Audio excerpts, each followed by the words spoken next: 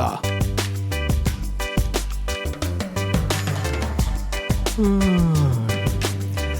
You better not be yawning. We started. I feel so relaxed right now. Yes, that's what I like to hear, right? A guest that is not stressed about chatting. This music is really relaxing. Thank you. Yeah. That is created by our producer, Justin Passamonte. He did that for us, and that is my favorite part of the show, no doubt. So hello, everybody. Feels like a hemp beat. Amen. You hear a strange voice. Today we have myself, we have Robert Pye, and our guest, who is jumping right in, which I love, is Christopher Cardwell. Christopher was brought to us by the lovely, wonderful Anna DeRosa, because that girl just networks her face off. And Chris and Anna actually just met face-to-face for the first time today. So that was very cool that she got him in. So Chris's nickname is Goodknews. At least I think we did. I don't know what other time we met, but I apologize. Oh, Anna remembers. I love it. Okay. Anna remembers. We just busted Chris for not remembering. Yes, He's in you trouble. did. You definitely did. What was the concert? What was it, Chris? You don't remember? Oh, Pretty yeah. Ricky B2K. Where was it at? I was the Dairy photographer Lake? for the event. Yeah. Yes. John is my boy. We did meet there. Okay, yeah, I do remember. Yeah. So when you're working, Backstage. so I get it. So you were working because you're a photographer. When you're in work mode, you're in work mode, right? Yeah, I'm focused. All right, so this is a good place to And start. I apologize. It is awesome, Chris. It is great. Trust me, that's the best. I love it because she'll get to razz us all later. So Chris's nickname is Goodknews. If anybody knows him, he is from Rochester and Cleveland. We're going to get to that in a second. We have a lot of exciting stuff. But the cool thing about this episode is I believe this is episode 40 being published, if I'm not mistaken. And everybody knows that the episode 10, 20, 30, 40, 50, 60, we're always going to be little special ones for me, the little personal tone.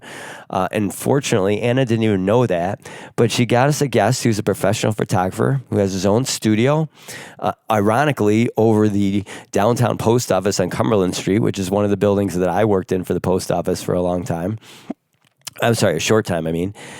In addition, Bob Pye, my co-host, is my mentor in photography. He's the one who helped me set up my system back in the day when I was a kid. He gave me the first camera that I ruined on him So long in a ago. hiking So trip. long ago. That was a long time ago. And because I started photography about 1989 or 88, I think is when I first started taking pictures, late 88. And then 1888? Yes, that's funny, Bob. Yeah, I am a grandfather, but I'm not that old. Oh. All right. So anyway, so that's my personal take. So it's really cool that on this 40th episode that we get to really talk about photography because, man, I could pull all my album. I just had 3 20-gallon containers and 1 larger container, those plastic containers of all my photo albums. I just put into a storage unit when I moved this weekend. Oh, my God. Wow, Yeah. that's a lot. Yeah, absolutely. And that's all my negatives and all my photos from 1989 to 2010. When did you a stop lot of work. printing? 2010. Okay, yeah. Yeah, 2010. And then on digital, I was telling Chris earlier, I have about 12,000 photos on my Mac, and then I have another couple thousand on my other computer as well. So that's where I'm at for inventory. It's a lot. You don't back them up? Yeah, I have a backup disk. Everything's backed up. That's what I was going to say. I have like Yeah. 10 terabytes of photos. It's crazy. Yeah, that's awesome. so that's me, the 40th. But I'm just very glad to be talking photography. Chris, welcome to the show. Thank you for having me. Usually I'm not that long-winded, but I just had to No? get that out. Huh. I guess it's a different Brian I know. It was good, man. It was good. I love it. Good background. I was a journalist. I wrote for the Palladium Times in Oswego when I was actually developing the film behind where I would write. So I'd go in and roll the film on the wire roll and put in the developer and go through the stop and the fix, and then I'd be out writing the story while I was going through that. It was at night after an event, so I'd cover a Syracuse game. I'd be doing both at the same time, and then I'd go back and I'd print out all the pictures, all the negatives, and then they would scan them in the next morning. So I wouldn't even know which one they would choose from the game. Oh, wow. They would scan them in. They'd do all manipulation. I would It's a just lot of write the work, story. too. It's a lot of work doing all that. Yeah, You had to go and for not to that. screw up because Right. you had to have timers, right? So there's a certain amount of time was in each of those processes. I was lucky to get to coming in digital age. I always did want to learn a film, but just never got around I to it. loved the green room. It was Or fun. the dark room. Darker, yeah, you're good. Yeah. I loved it. I would be in there for 8 hours plus. I didn't never wanted to leave. I always wanted to get another negative underneath there and just print. They actually gave that as a class when I was in high school, but I did not take it. I wish I would have took it now. I'm an artist by trade, so I always was in the art classes, but didn't do the photography. Wow. So what high school did you go to? I went to Gates here, but when I graduated from a school in Ohio called Revere High School out of Richfield, Ohio. So cool. Yeah. So I want to stay on photography subject before we go off on all the other tangents of where you live and everything.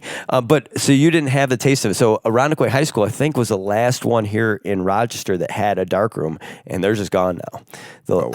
My son graduated there 3 years ago or 4 years, 2 years ago he graduated there, but I think it was his junior year that it was gone, and that was one of the last high schools. It's a dying art, definitely. So my favorite thing was, and you didn't have this experience, Chris, but you use these enlargers, right? It was like this, right? So you'd put this negative in this housing, and then a light would pass through it, and it would put the image down on whatever you had there. So the table, if it was just a table, but it was usually this white like I don't know paper.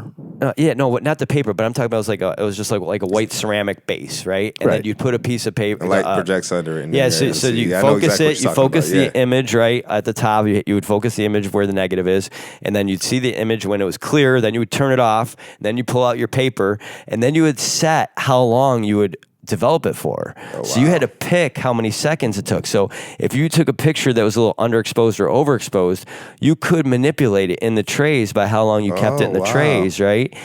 First off, and then second off, you could change the actual the enlarger. What would we call that instrument? I think it was an enlarger. Okay, so the enlarger that you would use, you can manipulate that as well. So kind of what you can do with a digital camera now, you could do that between the SLRs we would use and then the fixed stop developer trays and then the actual enlarger. That's where we could do all manipulation. So we would do cool things like I would put on there like a Mickey Mouse. I put on the actual ceramic base like a Mickey Mouse, a shot glass, like some salt, and just some different things that have different textures, and then just have the enlarger have the paper under it and just have the enlarger turn on white light for like 3 seconds or 5 seconds. Oh, that's and cool. You would get these cool images of the objects actually on the paper. Wow, that's the original Photoshop.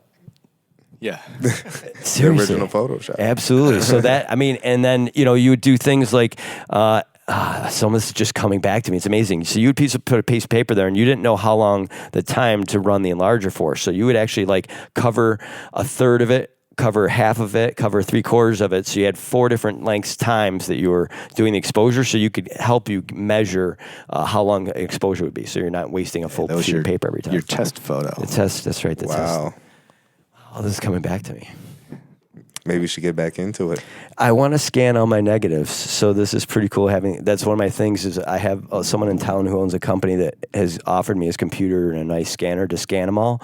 But the thing for me that's overwhelming is to go through all my negative albums and then look at them all and then say, okay, one negative on this strip has to be, and then marking them all, and so you don't waste time. Like that's the task that's going to be. That's going to be a big task too. Yeah, just scan them all. Photos.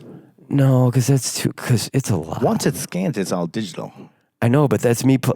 What if you got a sleeve of like 5? Because usually you cut negative sleeves, you get them in like rolls of 24, 36 we used to. Right. And then you would cut it down to like 5 or 6. Right. And then put them into sleeves. So that's why they're protected like forever. And so that's how I have them. So there's one strip, there might be 5 bad pictures. I want to look through, or there might be one good one, but you're like, so you have to decide how many really you got to scan, because there's, I probably have 2 or 3 rolls in a row where maybe there might be 4 pictures total I want to enlarge. So that part's going to be tedious. Like a trip to Yellowstone, I would enlarge all those, right? I would scan all those. That's a no-brainer. All the national parks. Or a new trip. No, the first trip, our original trip, when I think I took 30 But think rolls. of the way how you took photos back then and compared to how you take photos now. It's so different. Mm-hmm. I mean, I love looking at those pictures because they're good memories. But seeing the quality of what I took back then compared to the quality of what I take now, It's a big difference. Oh, yeah. I mean, there's such clarity, such detail, such vibrance. Those pictures almost like they were taken back in the 70s. I mean, you look at them, they're almost grainy.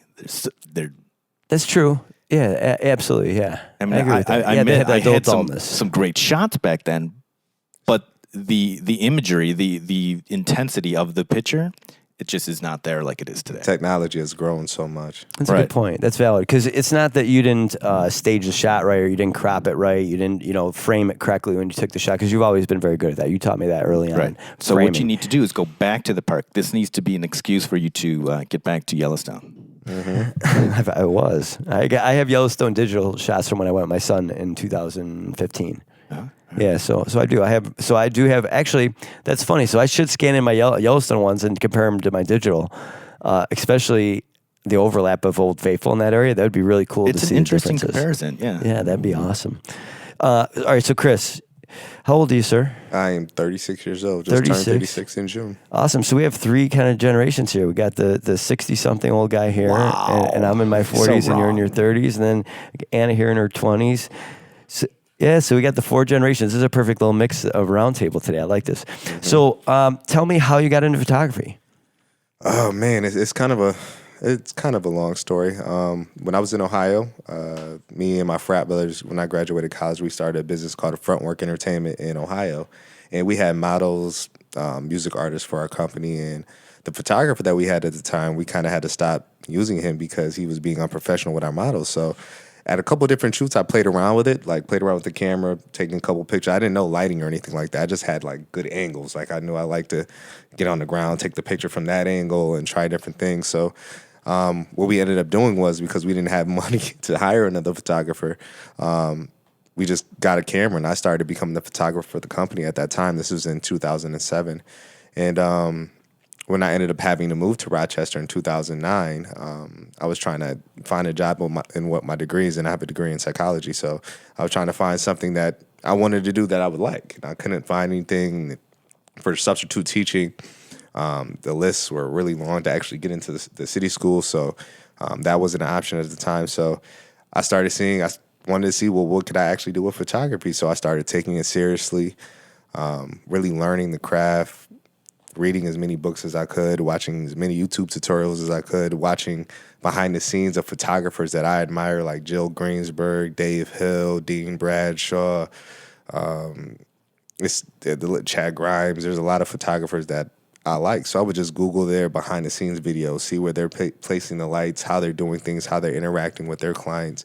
And then I kind of just started mimicking some of those things, and then putting my own little flavor to it. And then I'm a big believer in The Secret. I don't know if you guys are familiar with The Secret at all. If you're not, isn't that a book? It is a book. I'm not a big reader, I'm not going to lie, but you can watch it on Netflix for free.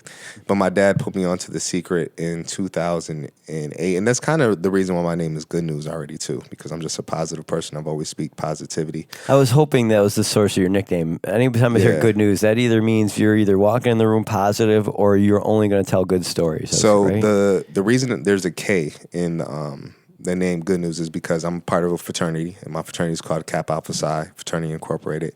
Our colors are red and white, blah, blah, blah, blah. So one of my frat brothers, as a joke, this was back in 2006, since like I said, I always speak positivity and stuff, when I would come around, he'd say, "Oh, here comes good brother Goodknews, here comes good brother Goodknews." And then when he used to say it around people started thinking it was my name. So then it just caught on, and people just started calling me Goodknews or calling me News, and it just one of those things that just stuck. So you knew it was meant to be. So are you one of those guys that have always been kind of in different circles, so you always have the news too, socially, you see things or hear things? You know what I mean? You know what I'm saying? I guess you could say that. I've always been a diverse person, to be able to bounce from different groups, have different set of friends and stuff like that. Even in college, I always was even though I'm a part of a certain fraternity, I would have friends in other fraternities and people that weren't in fraternities, of course, to have a broad network. So I guess, in a sense, I never thought about that, but I guess you could say that. I mean, because you're a photographer, and I know you're a writer as well, so it just kind of makes sense. And then when you got in photography, how long did it take you to move from just doing it as a career, where you're doing it to make money, to pay your bills? It did take some time. I mean, photography isn't one of those things where it's just you're not really an overnight success. I put in a lot of footwork. When I came to Rochester in 2009, like I said, even though I had friends and people that knew me, I would take my business cards, walk door